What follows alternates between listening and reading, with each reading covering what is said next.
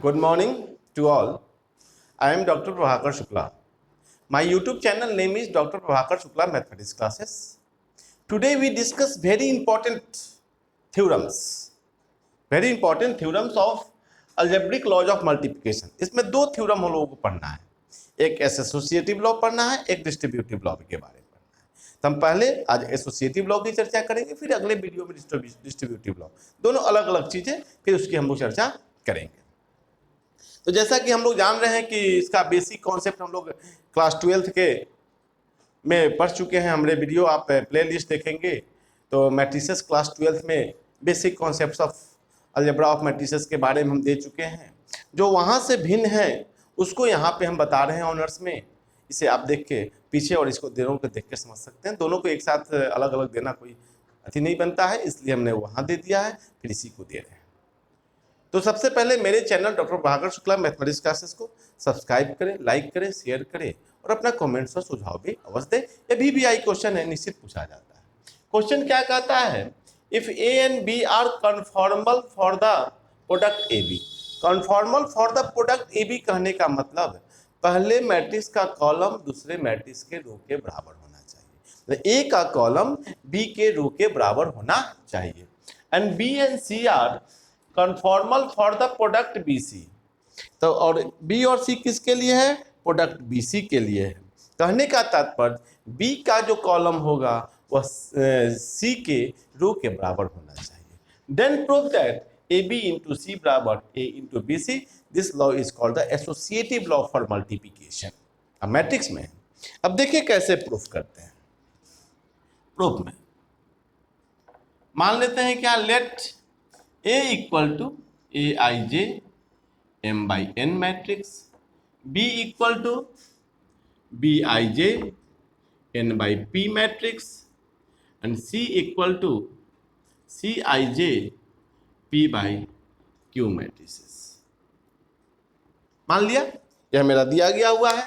अब सबको जैसे देखें, A और B कॉन्फॉर्मल है तो A का कॉलम n है तो B का रो n है। ए बी प्रोडक्ट के लिए क्या हो गया? कन्फॉर्मल हो गया, एग्जिस्ट करेगा। फिर बी का कॉलम पी है तो सी का भी रो क्या है? पी है। तो हम कह सकते हैं क्या, इसके लिए प्रोडक्ट एग्जिस्ट करेगा। अब कहता है क्या कि since A and B are conformal for the product A B, दो पार्ट में कर देते हैं। तो therefore A B equal to, देखें ए का वैल्यू क्या है? Aij M by N into Bij N by P। अब देखिए तो प्रोडक्ट एग्जिस्ट करता है तो इसका कॉलम n है, इसका रो n है, तो इसका ऑर्डर क्या बचेगा? हम लोग को कितना आ जाएगा? M by N।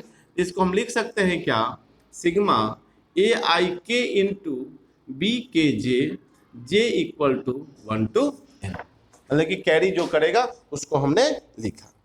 अब इसी को हम लोग लिख सकते हैं क्या कि लेमडा Ij, या ऑर्डर क्या हो जाएगा जो बचेगा? M by P, where I equal to 1 2 3 dot dot M तक और J equal to 1 2 3 dot dot P तक। जो इसका ऑर्डर बच जाता है वही हम लोग लिखते हैं। अब देखिए तो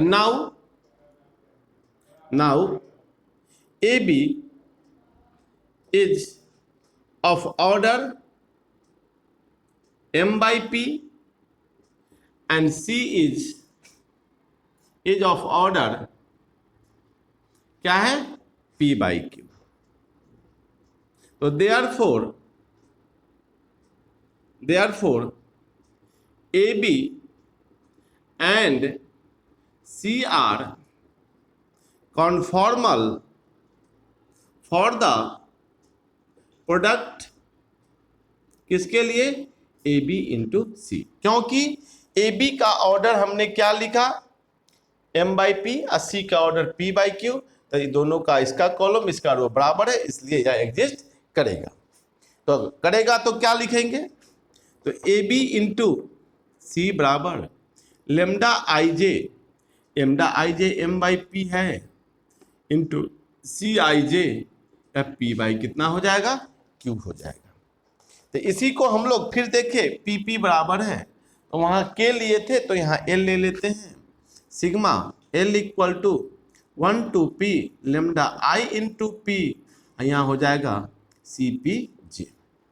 अब इसी को हम लोग लेमडा का मान पीछे से रखेंगे तो sigma L equal to 1 to P, sigma यहाँ देखिए यहाँ से हम इसका मान रख रहे हैं लेमडा का, तो J equal to 1 to N A I K B के जे, तो जे को हटा देते हैं, यहाँ हम लोग एल ले लेते हैं और सी एल जे लिख देंगे।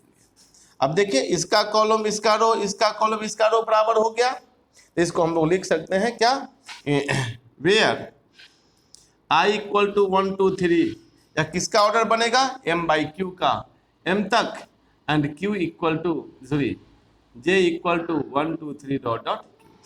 अब इसको इक्वेशन फर्स्ट मान दिया। अब इसी प्रकार दूसरे की बात करते हैं या बीसी की। Again B and C are conformal for the product BC, therefore BC equal to the Bij n by P into Cij P by Q। इसी को हम लिख सकते हैं कितना गुना करेंगे तो सिग्मा, अब यहाँ देखिए हम यहाँ इसका P कैरी कर रहा है, R equal to 1 to P BIR और CRQ मान लेते हैं।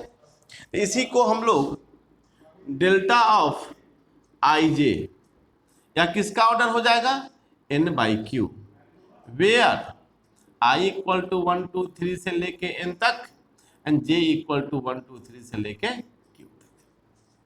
Any problem.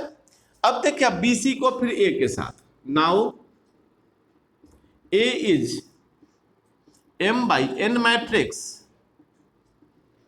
and BC is n by q matrix,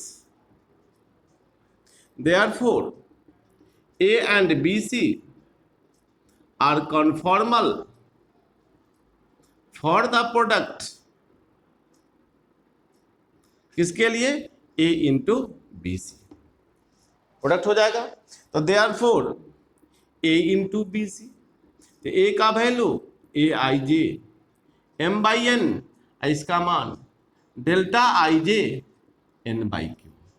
अब इसे गुना करेंगे तो n कैरी कर रहा है तो यहाँ r माने थे, sigma s equal to 1 to n A I S delta S J लिख सकते हैं। इसी को हम लोग अगर तोड़ेंगे तो sigma s equal to 1 to n, अब डेल्टा का मान यहाँ से डालेंगे तो r equal to 1 to p हो जाएगा ए आई एस, फिर हो जाएगा बी एस आर और C R Q, where I equal to इसका ऑर्डर क्या बचेगा, हम लोग का एम बाई क्यू बचेगा 1 2 3 से लेके एम तक, और जे इक्वल टू 1 2 3 से लेके क्यू तक। अब देखिए दोनों का ऑर्डर सेम आया कि नहीं, यहाँ भी 1 से लेके पी है, एल और के होगा, यहाँ आगे पीछे मानने से कोई फर्क नहीं पड़ता है, तो कह सकते हैं therefore from first and second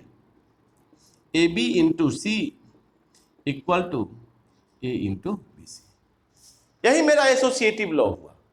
कहने का तात्पर्य क्या हो गया कि पहले प्रोडक्ट ए बी के लिए एग्जिस्ट करता है, कन्फॉर्मल है, फिर बी एंड सी के लिए कन्फॉर्मल है फॉर द प्रोडक्ट, तो हमको ए बी इंटू सी बराबर ए इंटू बी सी दिखाना है। ये सिस्टम से मैंने प्रूफ किया। इस तरह से आप इस थ्योरम को समझ सकते हैं। बार बार 2 बार 3 बार समझ के लिखेंगे तो ऑब्वियसली समझ में आ जाएगा। तो आज के लिए इतना ही।